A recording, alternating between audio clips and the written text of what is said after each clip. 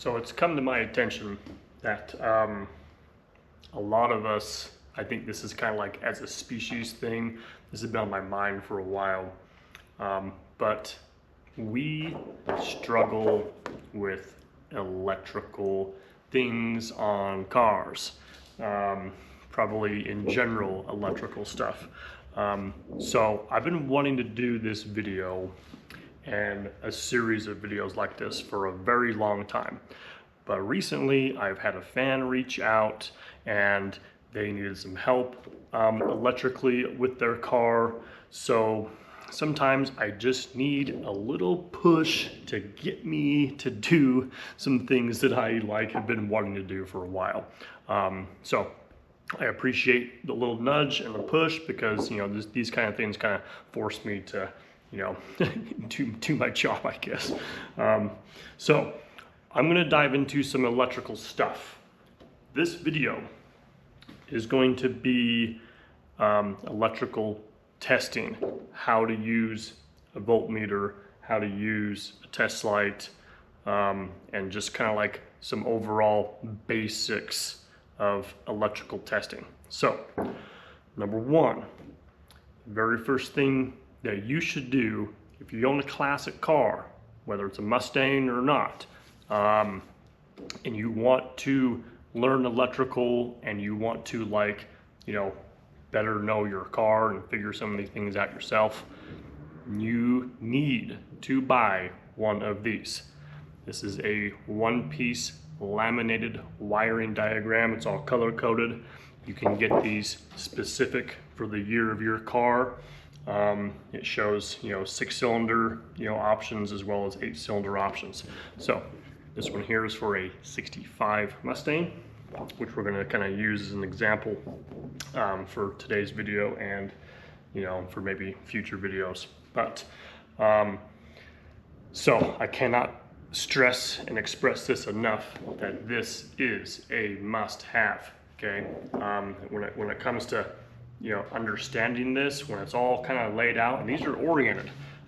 This is the back of the vehicle. This is the front of the vehicle. Left, right. You got your headlights. It's all kind of laid out, so it's kind of very easy. Relatively easy to follow and help understand what is actually going on. So, with that being said, with that out of the way, let's dive into certain electrical tools and testing and how we kind of go about things. Okay, so these are essentially the basic tools that I use on a daily basis when it comes to electrical testing. I like to have a good set of test leads. This is just kind of like extensions of using your multimeter or your test light. So multimeter has a lot of functions on here. You're primarily going to be using the voltage setting and the ohm setting on there. Test light, it's going to light up when you're testing for voltage at a certain spot, and then sometimes just a extra set of smaller test leads. So I'm going to dive right into the test light, show you how that works, and when I use it, I probably use this tool the most, but I also use this one a lot as well. Okay, for demonstration purposes, we have our battery. This is our negative post and our positive post. Your test lead is used two different ways, actually. So you can clip this on the negative side, or if you're testing something else on the car, you're connecting this to a ground source, okay? And then essentially what you're trying to do is kind of poke and prod to find a power at a specific point. So when I touch this to the power source, obviously it turns on the light. Now this can be used anywhere, and it can also be used to find a ground. Okay, so if I connect this to the positive source or the power source, if I know there's power right there and I'm just kind of searching for a ground, my light lights up when I connect the ground. Okay, So there's something that needs to be known about electricity before I dive crazy into this. So let me jump in. Okay, so something to understand about electricity is it has to return to the source. Okay, the source is the battery. Okay, so it's going to come out of the positive side. It's going to have voltage, fully charged battery. It's going to have 12.6 volts. We'll just reference it as 12. So when you return to the source, it has to, be consumed though. Okay, you can't just put, a positive 12 volt. I have my test leads connected here. You can't just put, your 12 volts right back into the ground. That's how you, catch fires and melt down fuses and circuits. Okay, so this has 12 volts that haven't been consumed. So that's where like a component would come into play, whether it's a light bulb or a horn or a starter or what have you. Okay, but it has to be consumed, and then whatever's left over needs to have enough left over to make it back to the source. There'll be a small amount of voltage to kind of run through the ground circuit and make it back to the source, which is essentially completing the circuit, because this is like a whole circuit thing. Okay, so I have my test lead here. I'm going to have voltage there for sure. I'm going to show you how to use the test digital voltmeter. So essentially you have two test leads, and you need to switch over to here. This is voltage direct current. A lot of these multimeters will have like alternating current. We're going to use direct current for all these cars. So again, positive lead and a negative lead. So let me just kind of clip on to here. And when I complete the circuit by touching the negative lead to ground, I then get a digital display of how many voltage or how many volts are on that circuit. Okay, and when you're testing at this specific point in the circuit. Okay, so your ground just has to be a known good ground, and you get that digital display right there. So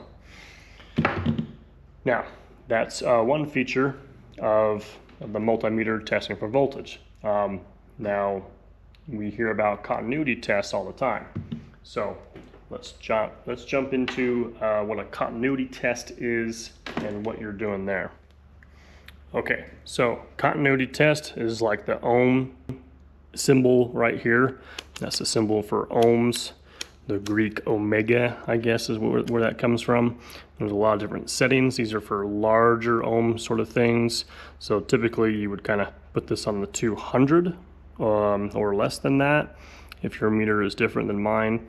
This one here kind of is an auto deal, and it's got like an audible tone that'll kind of make a noise when there's a connection. So, which brings me to my next point. What you're testing is if there is a connection between 2 points. That's what continuity means. It's what a continuity test is doing. Are these 2 points connected? And not only are they connected, but how much resistance is between the two? You've heard of like factory ignition wires having a resistance wire built into that. Resistance is just how much, this might be a little difficult to explain, but is it how much voltage is needed to make it through that circuit? How difficult is the voltage to get through to the other side? Components have resistance. Everything has resistance. Wire has a small amount of resistance, but certain things are designed to have resistance. So your ground can have resistance. If there's like rust built up on the ground, or someone painted over your ground, now it takes more voltage to push through that, and thus leaves less voltage left over for your component that you're trying to operate. So let's test continuity between these 2 points here. Okay, now when it comes to testing, like, it does not matter which end you're testing, and you do want to have the circuit killed. You don't want to have electricity flowing through this circuit when you're doing this test. So you're going to clip one end here and the other end here, and my meter is already buzzing at me. So it is showing 0 ohm reading. So I hope all that kind of makes sense when it comes to continuity testing. So I have one more example when it comes to continuity testing. I'm going to use a brake light switch. Okay, now this thing is a very common thing. It's a very basic thing. So you have 2 points of contact right here, which will not make a connection until, you know, the brake pedal is pressed like that. So let's do a demonstration on how to do a continuity test on a brake light switch. So I can use a test lead for one side here and connect that into one test lead, and then I can use another test lead here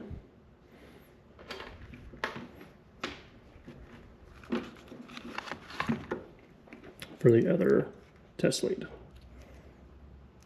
Okay, so now I am connected. Let's get my meter so you can see it.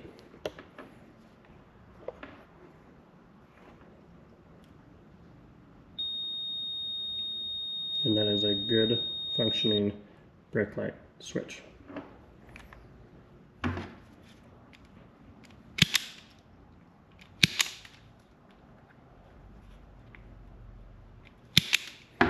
Okay, so on your ignition switch, you have 3 kind of main wires for a 65 car, for a 66 car.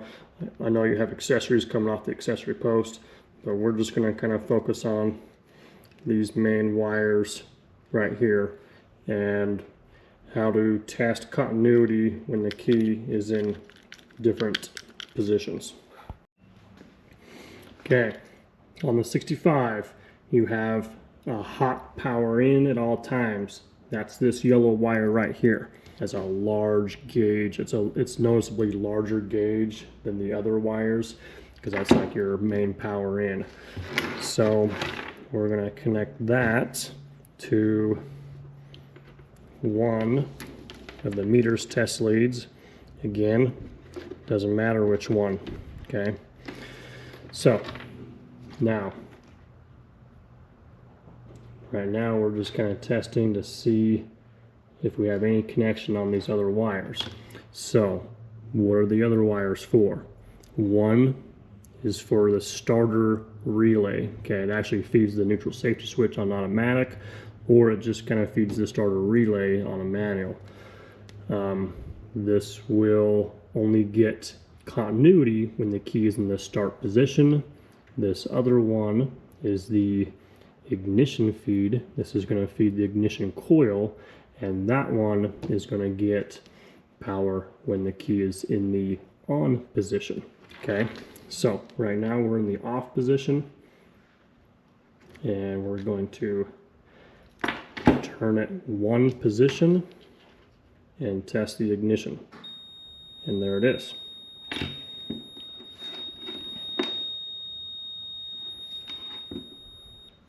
Okay, do I have power here on the starter when the key is in the on position? No, I should not.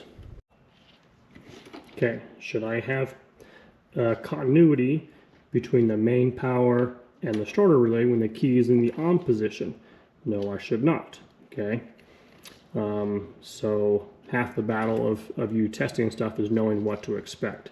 So if this is the starter relay, you're only going to get it when the key is turned into start position.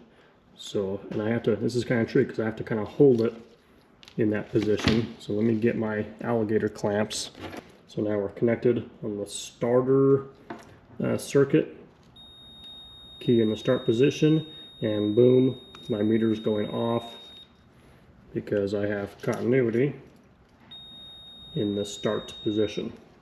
So that kind of tells you that this old ignition switch is working properly. So another thing that you can test here on this ignition switch, this post here is an accessory post. It should get continuity when the key is in the on position, which it does. Turn the switch off, continuity goes away. Turn the switch on, continuity comes back. You can also turn the key backwards. There's also an accessory position there as well. So hopefully that all kind of makes sense. But this is probably the best way to demonstrate, diagnosing a ignition switch. Just doing it on the bench out of the car so you can actually see what's going on here. So there's another way that we can kind of play around with this. Let me dive into that. Okay, so we've gotten rid of our meter, we've gotten rid of our test leads, except for this one. We're actually going to power up this ignition switch. I got my battery right here, which has 12 volts. So we're just going to clip on my vice grip right there. That's why I did that, make it a little convenient. So no, it's not gripped on there destroying the post, it's just holding it. So so now this is bringing actual voltage in here. Okay, this is where if you were actually like in the car, this would make like a lot of sense. Okay, so I'm going to clip my test lead to the negative side of the battery, and I can see, yes, I am bringing power into the power side of the switch. Okay, right now I'm in the off position. So if I give this one turn of the key to this is the on position or accessory, and now I have power on my accessory post. And then this one here, that's my starter circuit there. It's kind of hard to tell what color that is with all the dirt on there, but there's my ignition feed. So it's got the power going right through it.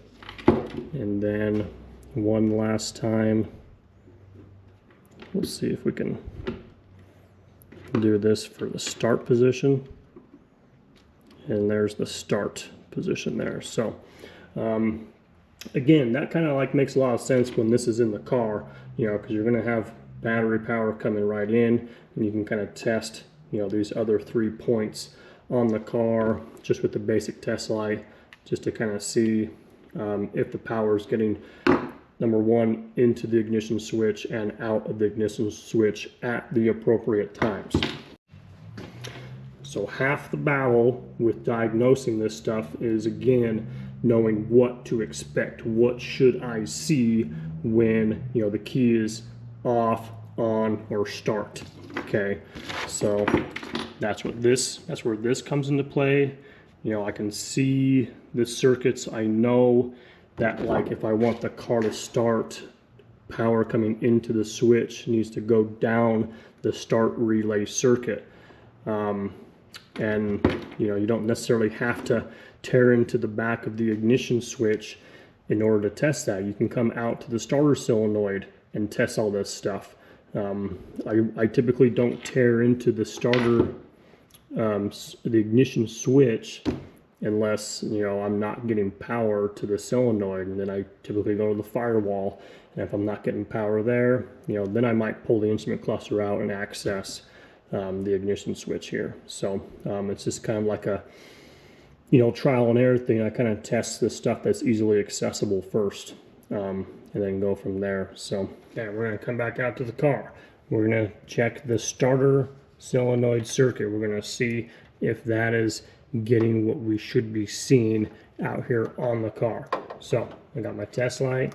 I'm going to hook this to the battery ground. I'm going to disconnect this wire right here. It should be red and blue, or red with a blue stripe, and we're going to set my test light up to it. And now I'm going to go turn the key on in the car and see if I'm actually getting power right here on this circuit. If I am, that kind of tells me that all things up to that point are working the way they should.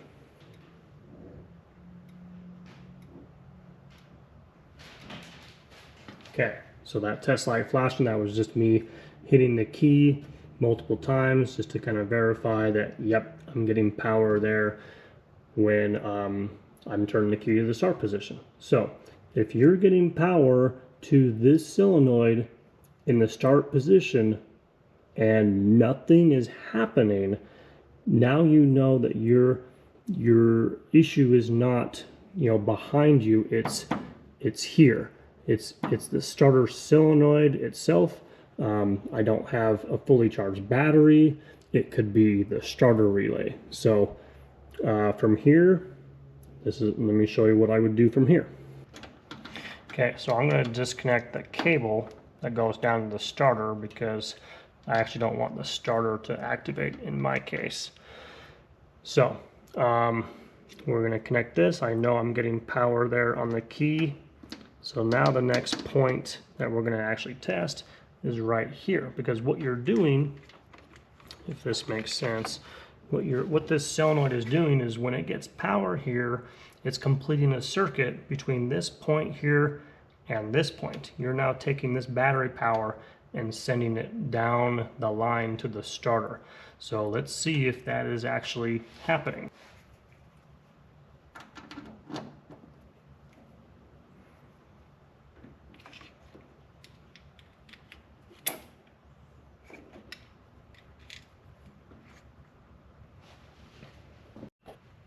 Okay, I have my little test lead connected to my light on this point here, so if there is power there, the light should light up. Now keep all your connections from touching the body ground or anything like that, because you don't want it to like short out when you actually do this. So let's see if this light lights up when I'm hitting the key now. I'm just testing on this post here instead of here.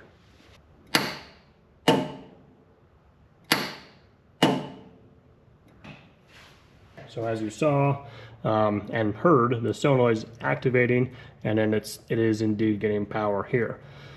So so that tells me that, you know, it is sending power down to the starter, and you know the relay is good. From there, you would just kind of check to see if the starter itself has a good connection and a good ground as well, because the starter does ground to the engine, and the engine grounds to the firewall, and the firewall grounds back to the battery. Everything has to return to the source. Okay, so let's back up a little bit. You know, let's say when you did your test here at the solenoid, let's say you did not see any power there. So what do you do in that situation? Well, let's study the wire diagram. Okay, your starter relay here has that blue, red with blue wire. Okay, it goes through.